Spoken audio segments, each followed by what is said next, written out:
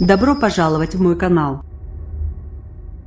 Le scan politique. Pour gagner du temps et avoir davantage de confort, le Premier ministre a préféré embarquer dans un A340 de luxe plutôt que dans un avion apprêté par l'État.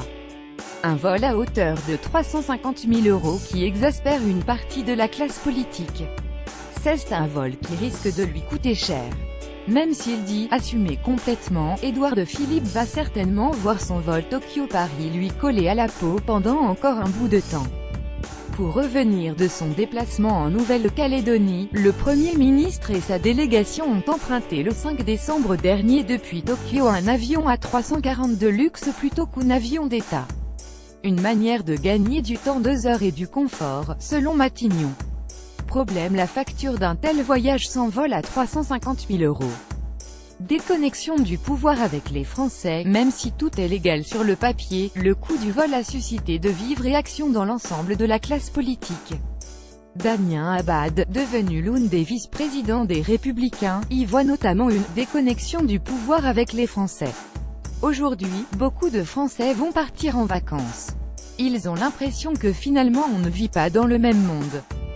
C'est aussi le symbole de l'arrogance du pouvoir vis-à-vis des Français, parce qu'Édouard Philippe ne s'impose pas à lui-même ce qu'il impose aux autres, a-t-il raillé mercredi sur CNews. 350 000 € pour gagner 2 heures sur un vol, c'est choquant, a critiqué sur le même ton Adrien Caténan sur Radio Classique.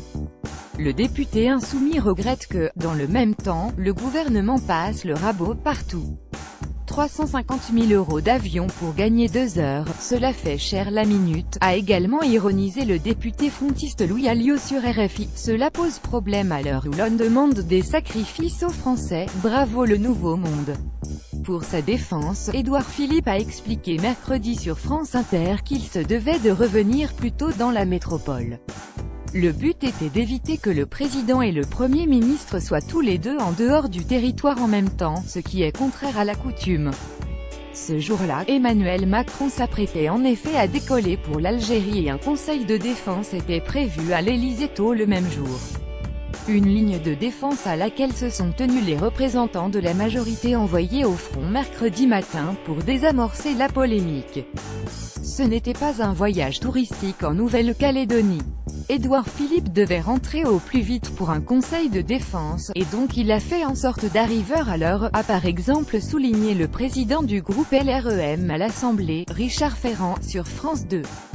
S'il avait pris un avion de ligne, il n'aurait pas été de retour à temps pour permettre la présence au moins du Premier ministre ou du chef de l'État sur le territoire, a également avancé le député LREM Sacha Houlié sur Europe 1. Il a fait en sorte d'arriver à l'heure. Richard Ferrand, patron du groupe LREM à l'Assemblée: quand on part à Nouméa, on a un calendrier, ça se prépare. On sait quand on doit revenir, a fustigé Stéphane Le Foll sur France Inter. Si on part à Nouméa sans savoir qu'il pourrait y avoir vacuité dans l'exercice du pouvoir, c'est un petit sujet d'organisation, là. Alors pour les professionnels de l'organisation soi-disant du Nouveau Monde, eh bien bravo, quel exemple, a-t-il poursuivi. Sur France Inter mercredi, Édouard Philippe a également rappelé que son déplacement avait coûté 30% moins cher que le dernier voyage similaire en Nouvelle-Calédonie. Comprendre celui de Manuel Valls en avril 2016 lorsqu'il était lui-même à Matignon. L'ancien Premier ministre, aujourd'hui député dans les rangs de la majorité, a aussitôt réagi sur Twitter. Il a rappelé que son voyage avait fait plusieurs étapes, ce qui explique le coût plus important.